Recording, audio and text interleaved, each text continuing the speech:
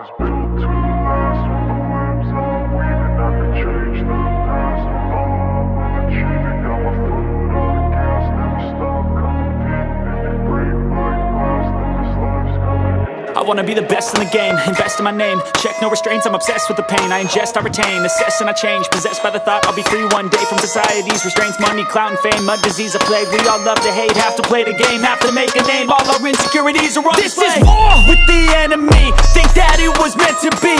Living in a time where disease is on every screen. I won't let them fester me. I know most are festering. Negativity is a plague for the mentally weak. No mercy, all I got is working. Never stop searching, never quench the thirsty. I'm toxic and psychotic with this logic. You can't stop it, it's been chronic since I was a voice so neurotic and chaotic. Built to last with the webs I'm weaving. I could change the past with all I'm achieving. Got my foot on gas, never stop competing. If you break like glass, then this life's gonna eat 'em. Make mistakes real fast, then you learn how to beat 'em. If you take off the cast, you can see all the YouTube family, what's good with you? It's your boy 2A-N-LA, and as always, fam, anything I say in this episode, prior episodes, and future episodes is just my personal opinion. Don't take it as fact, don't take it as law. Always do your own homework and come up with your own conclusions. Right about now, fam, I should go ahead and tap that like button for your boy. If you're new to the channel, I want to say welcome. Come on in. You can join the congregation by smashing that subscribe button and requesting all post notifications. And if you are an existing supporter of this channel, fam, I appreciate you more than you can possibly imagine. You are the reason this channel is anything. All right, let's get this episode rolling. All right, fam, today we got a good one. Look, fam, you guys have been hitting me up about this one for a while. We did the unboxing a couple of weeks back, and I told you guys this review was going to be dropping as soon as I could get enough rounds through the gun. And of course, I am talking about that Jacob Grey TWC-9, fam. Let me let you check this bad boy out. Look, fam. This gun was intriguing. Came on my radar a while back, and I put my guys at Covert onto it. The reason why I thought this gun was worth really getting a close look at is because it's an all-metal construction 2011 pistol with a good trigger. Well manufactured, coming in at a $2,500 price point, which makes it very comparable to the Staccatos, the lower end Staccatos, the P, the C2, the C, the CS. Same price point, but all metal, arguably better construction, arguably better trigger, but that's up to debate. Let's try to jump into the review. Okay, so look, fam, if you haven't seen a 2A-N-LA review, basically there are 10 different categories. Each category counts for somewhere between 15, 10, or 5 points. Obviously, the more points, the more important or critical I feel that category is to the overall quality and performance of the firearm. I am no easy grader. This is not about participation trophies. I am not here to make you feel good about your purchase. I am just here to try to deliver the facts as I see them. Okay, and I think a lot of times what separates me from other people who do gun reviews is that this is one of the first pistols that was sent to me for testing. 99% of all the guns that I review, I paid for with my money, and I don't have a dog, and because of that, I don't have a dog in the race. Now, I already have a Jacob Grey on order. The test gun just came in before mine did, so I didn't want to wait to have you guys get the review. But so I'm not a Staccato fanboy or a Glock fanboy or an Atlas fanboy. I own them all, so I don't have any incentive to say, oh, this gun is better than this one. My feelings never get involved in these things. Again, I'm just breaking it down for you how I see it, and we're going to break down the TWC-9 by Jacob Grey right now. All right, fam, first up, fit and finish. Look, fam, I got to say, Jacob Grey is a machine shop, primarily doing stuff for the aerospace industry. So because of that, the machining quality on this gun is surprisingly good. It's got a very tight fit and finish. There's no rattling in there. Everything fits together very nice. Grip to frame fitting is nice. Frame to slide feeling is nice. Very smooth. This is a well-constructed 2011 firearm. Now, if you guys saw my unboxing and watched other reviews, some people are critical about the fact that the grips are smooth on the side. Now, if you're in an environment where it's you've got a lot of humidity and it's very dense and you're out on a range and you're sweating, I could see how maybe this could be a concern. But I gotta say, their thought process was, and I think it makes sense, is that this is a 4 1/4 inch barrel. A lot of people are going to be concealed carrying this, and they wanted to make the side smooth while giving you ample material or etchings around the front and the back of the pistol grip. And so, look, fam, I shot it. As you see, I didn't have any real issues with it at all. Again, you know, I was out in an outdoor range and it was a warm day, but it didn't give me any problems. But, you know, take that for what it is. Fit and finish is well done by them. I'm going to go ahead and give this a 13 out of 15 for fit and finish. Next up, fam, reliability. Look, fam, we put about almost 1,000 rounds to it, maybe just shy of 1,000 rounds through this gun. I had no issues, none whatsoever. It ran flawlessly for the most part, no hiccups, no jams, no stovepipes, no nothing. It was a smooth running pistol. The only thing I'd say, it's still a 2011. 2011s, you got to keep them clean. Every 1,000 rounds or so, you want to break them down to clean them. I would also say that, you know, the TWC-9s are relatively new to the platform. I'm often hesitant with manufacturers who bring guns who are new to the platform. You know, Jacob Grey could be the exception because they're such fine machinists. But what I would say is once they start mass producing these guns or producing higher volumes to try to meet the demand, does their quality control stay where it's at? Right now, this gun ran flawlessly. We're going to give it a 13 out of a possible 15 for reliability.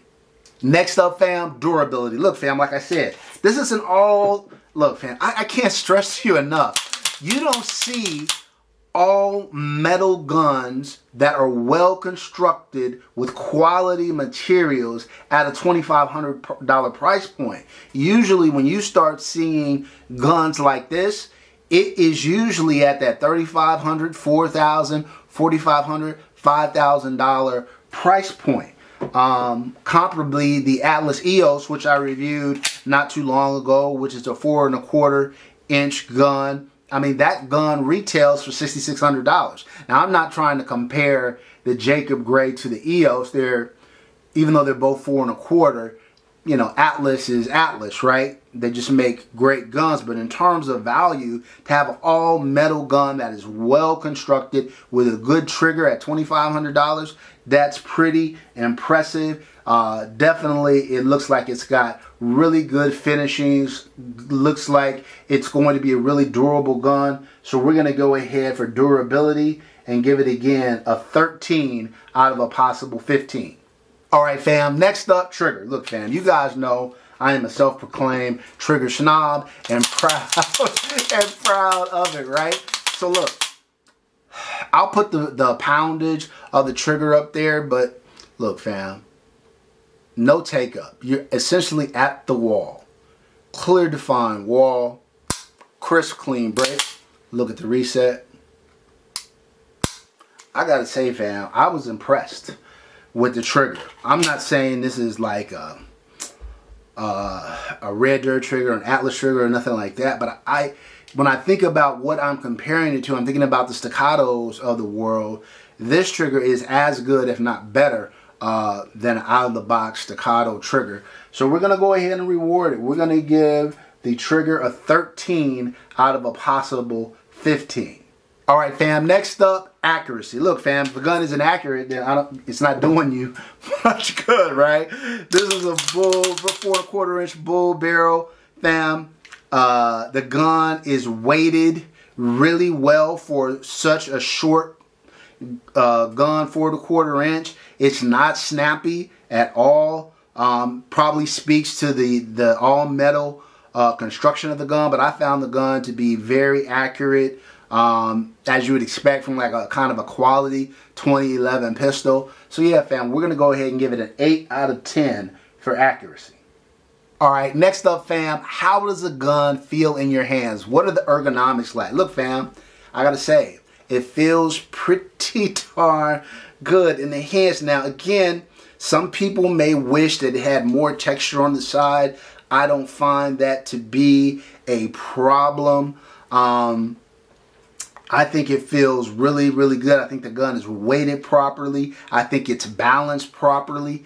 Yeah, fam, I think Jacob Grey did a very good job with this firearm for a kind of entry-level 2011 pistol. We're going to give it a 9 out of 10 for ergonomics. Okay, fam, these next two categories, we're going to put them together. Aftermarket support, maintenance, and upkeep. Look, fam, as I said earlier, it's a 2011. You got to keep it clean every 1,000 rounds or so. But it's relatively easy to take down. I didn't have any issues relative to that. So we're going to go ahead and give it a 4 out of 5 for maintenance and upkeep. And similarly, as I have in the past with other 2011 pistols, there's just so much aftermarket support that is coming into the market these days, whether it's companies like Skips Guns, DSC Gun Works, Vulcan, Monsoon Tactical, Iron Monkey. A lot of companies doing stuff with 2011s and more people entering that space every day. So we're going to go ahead and again give it a 4 out of 5 points for aftermarket support. What I will say too though is that really what I like about this gun is really you don't need to do much by the way of upgrades. If you're looking, a lot of times people say, you know, what's a great starter out of the box pistol? And I often cite Staccato, but Staccato's have polymer grips. A lot of people will want to upgrade that. Staccato's trigger could be better. A lot of people want to upgrade that. Really the only thing that I would even think about doing to this gun is maybe porting it. But other than that, fam, nah, it's good to go. So again, 4 out of 5 aftermarket support, 4 out of 5 for maintenance and upkeep. Next up, affordability. Fam, I gotta give the guys at Jacob Grey kudos. I think they understood the assignment. The closest gun I would akin this to is probably the Staccato C2. C2 is a little bit shorter barrel, 3.9 inch. This is 4 1/4, but it has a pretty thin frame. It's really meant to be a concealed carry pistol. The Staccato C2 is coming in, like I said, about $2,500. This gun's coming in at $2,500 too, but it's an all-metal gun with arguably a better trigger. For affordability, fam, I'm going to give it a 3 out of 5. Last up, fam, is Instagram gonna go crazy? Are your boys gonna be like, whoa? Look, fam, I don't know if they're gonna go bonkers over the Jacob Grey, but I think it's an attractive gun aesthetically. I think it's a good looking gun. I don't like this big grip screw right there in silver. I know they were trying to kind of match it up, but they should have went with a smaller screw there. I would love to see this gun ported and see how it shoots then. But for flex, we're going to go ahead and give it a 3 out of a possible 5. All right, fam, if you add all that up, the Jacob Grey gets an 83 out of a possible 100. Fam, look, I've said it before. If you get a gun that's in the 50s to 60s, think Gen 5 Glock 17, that's a 50. That's a right down the middle gun. You get a gun that's 60 to 70, okay, you've got something that's better than just right down the middle. That gun has maybe a feature or two that distinguishes it from like the guns in the 50s. You get a gun that's in the 70s to 80s, okay, now you really have a special firearm. And if you get a gun that's in the 80s, fam, you've got a great gun. And I think for the price point, regardless of price point, I think this is a very, very good gun. I think if you had this gun, you would likely be very satisfied with the overall quality, with the reliability, with the durability, with the way it shoots, with the trigger. Yeah, fam, solid gun, 83. Now, just by way of comparison, my Staccato P out of the box and my Staccato C2 out of the box, they scored 81s, fam. So a couple points higher than the Staccato C2 and the Staccato P. Even after the upgrades on my C2 and my P with the Cerakote, the porting, and all of that, those guns are scoring around 84. So even fully improved, only one better than this. If this gun had a really good port job on it, it'd probably be like an 85 or an 86. So, man, I think Jacob Grey really did a solid job for an entry-level 2011. If this is their first stab at making a 2011, I can't wait to see what they do in the future. But yeah, fam, Jacob Grey TWC-9, 83 on the 2A-N-LA grading scale. All right. That's it for this episode, fam. Until next time, as always, take care of one another and peace.